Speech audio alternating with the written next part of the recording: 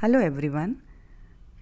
Today we have conducted the objective structured clinical examination in the Department of Pediatrics. So in brief I am going to tell you about the OSCE, how to conduct, then details of registration, then what are the advantage and disadvantage.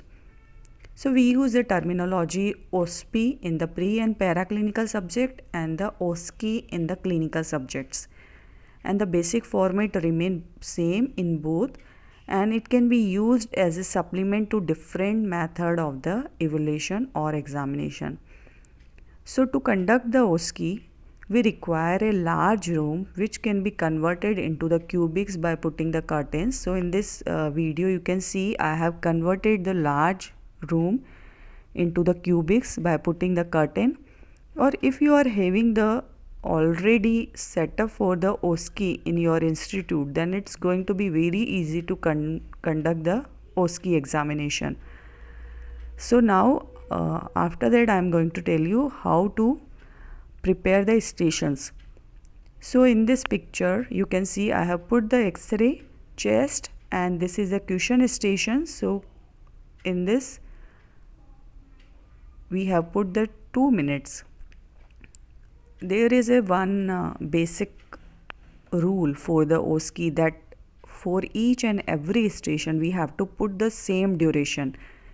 So these first three are the cushion station. In first I have put the X-ray, then in second instrument, and in third image of the patient. And in all these three marks are also same and the duration is also same. Now this is the examination station. In examination station, one observer with the checklist is required, and I have put the mannequin. Instead of mannequin, real patient we can put into the examination station. So again this fifth station is the examination station and mannequin with the observer with the checklist.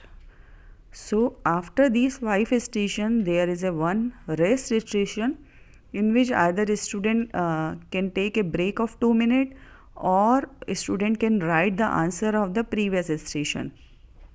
This is again the cushion station in which the vaccine I have put and ask about this vaccine.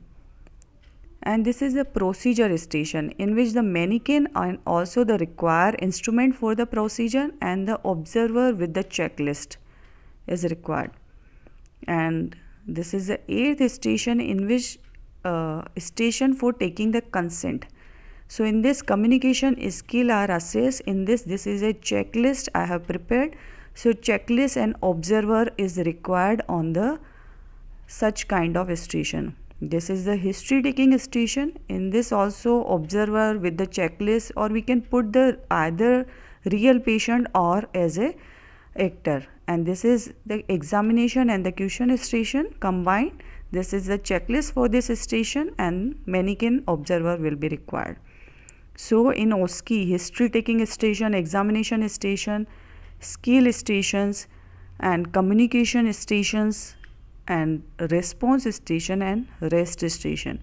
So in OSCE basically we can assess all three domain: cognitive, psychomotor, affective domain in the one exam.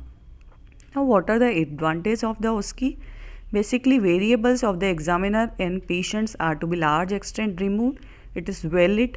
Examiner can control the complexity of the examination. It can be used in both summative and formative.